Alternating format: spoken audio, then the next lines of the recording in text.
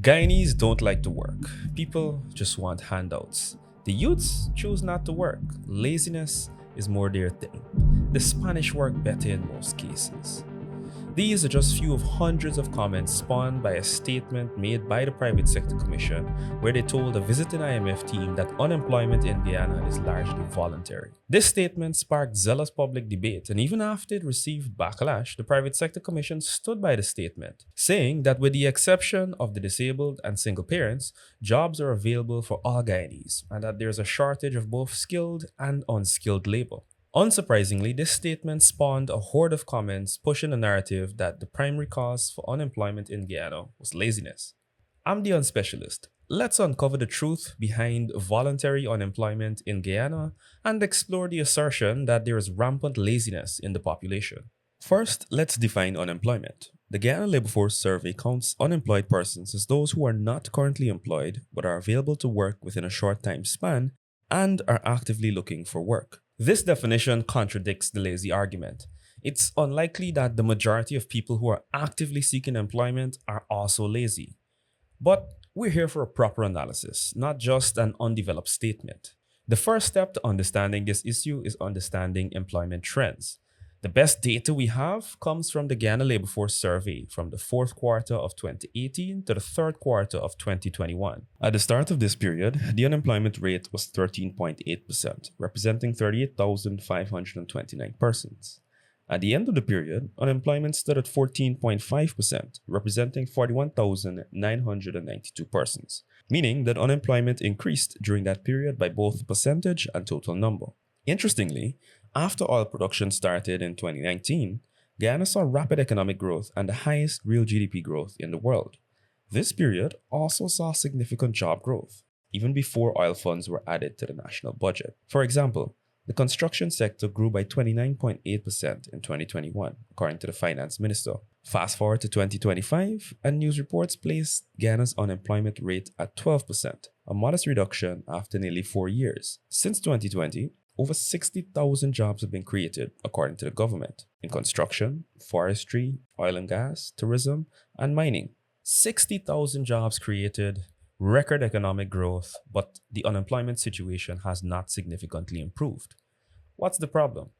The PSC chairman's statement gives us the first clue about where to look. Speaking to Stabrook News, chairman of the PSC, Komal Singh, said the statement the private sector made was with the amount of economic activities currently taking place across the length and breadth of Guyana, where every single village is now having activities that create employment opportunities. No one should be without a job. Single parents and persons with disabilities may be an exception, but anyone who complains they cannot find work is doing so voluntarily, since in Guyana, we have a huge manpower shortage, both skilled and unskilled. If the market has a shortage of both skilled and unskilled labor, but there is labor available, then the most probable scenario is that there's a skills mismatch. Currently, the biggest demand for skilled workers comes from the oil and gas sector. Guyanese have not been adequately prepared to meet that demand before the industry took off. The tourism sector faces a similar difficulty. Guyana does not produce enough tourism professionals to meet the demand created by the rapidly expanding industry.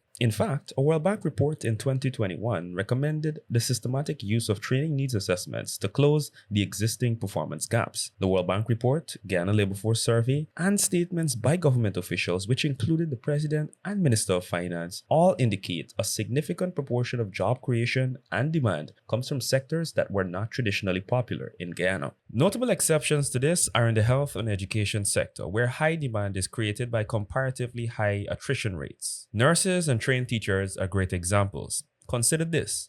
There are more trained Guyanese nurses outside of Guyana than there are in Guyana. This attrition can be attributed to low wages and poor working conditions, both of which point to a less than ideal labor market. This brings into focus a specific phrase from the PSC chairman's statement: every single village having activities that create employment. His words appear to offer a superficial explanation.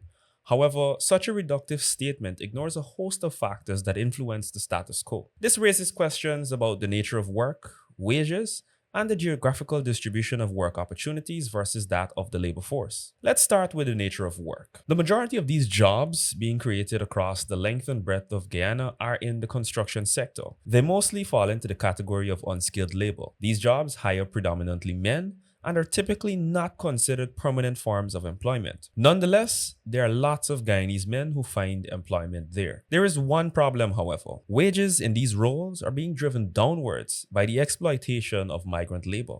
Like usual, I did the groundwork so you don't have to. I visited construction sites in Linden, Providence, Parfait Harmony, Queenstown, and Lilliandale. And what I found was that the employment situation is a lot more nuanced than reported by public figures.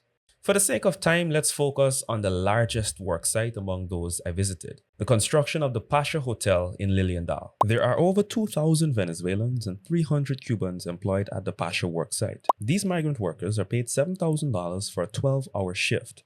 They have to find their own transportation to and from the worksite, no matter how far away they live. So, some have resorted to squatting nearby or shacking up with colleagues, many of whom are squatting themselves just so that they can afford to make it to work. The same happens at worksites all over the country. Migrant workers are being paid less than locals for more work, and they have no choice but to accept these conditions because there is no recourse for them and many desperately need the money. This can be observed at many large infrastructure projects occurring across the country, which hire large numbers of migrants. If locals are voluntarily avoiding such conditions, then it makes sense. However, it isn't too surprising to see situations like this when businessmen and politicians alike seem to hold the opinion that Guyanese are lazy and don't want to work. All the people now baking Bakewell bread that you're eating are from Cuba.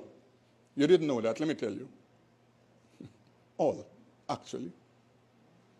Our concern was, Minister, would I get into trouble because of the document issue? My position was, once you pay them and take advantage of them, trust me, you'll get into no trouble. Because we have to eat bread.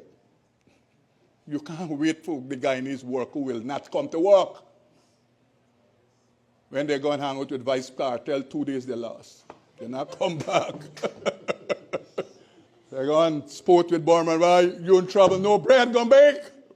Minister Hamilton later tried to clarify his statements in a newsroom interview. He said, "There is no ambiguity. Guyana is a sovereign nation underpinned by the rule of law, and the laws governing immigration and employment are neither arbitrary nor negotiable. The employment of undocumented individuals is not simply a legal infraction. It represents a deviation from the principles of accountability, justice, and due process that form the bedrock of our national development agenda. To operate outside of the regulatory framework is to erode the very structures designed to uphold fairness and security in the workplace. It creates an uneven competitive landscape where compliance becomes a disadvantage, undermining the integrity of our labor market." The minister further addressed the demand for skilled labor, noting that the rapid growth of Guyana's economy, particularly in sectors like oil and gas, construction, and manufacturing, has developed significant gaps in the workforce. He said that these gaps are not due to the lack of willingness among Guyanese to work, but rather a need for advancements in education and vocational training, he explained. If we are to sustain our momentum as a nation, we must actively address these disparities. Finally, Hamilton addressed the potential misinterpretation of his remarks, offering an unequivocal apology for any distress they may have caused, saying, "If my comments have caused unease or concern in any community, I apologize, as it was never my intent." The minister's attempt to moonwalk out of the controversy he created for himself ironically exposed the problems with the current job market. He did offer an unequivocal apology,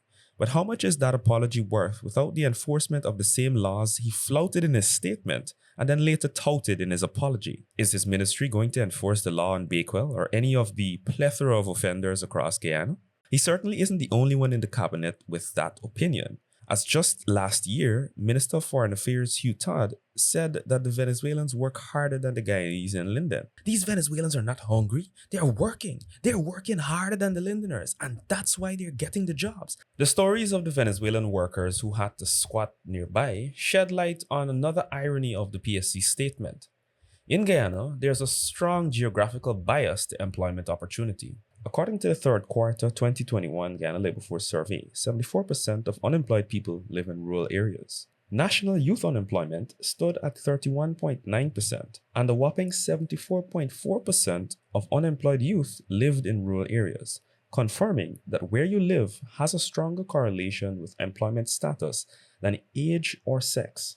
This problem is one of the easiest to deconstruct. The majority of job growth and opportunities exist in urban areas like Georgetown. So if you live in a rural area, you have to commute. That takes time and money. Less time outside of work means that you have little to no time to prepare meals. So that's an expense. If you have dependents, childcare is another expense. Professional development to improve your skills for work also costs time and money. These expenses are all part of something called the cost of working. You could attempt to mitigate this by moving to Georgetown, but now your rent costs will exponentially increase and you may displace yourself and family. High cost of working is often correlated with unemployment, and to no one's surprise, the cost of working is high outside of Georgetown. Now that we've examined several factors, let's return to the statement. Unemployment in Guyana is largely voluntary.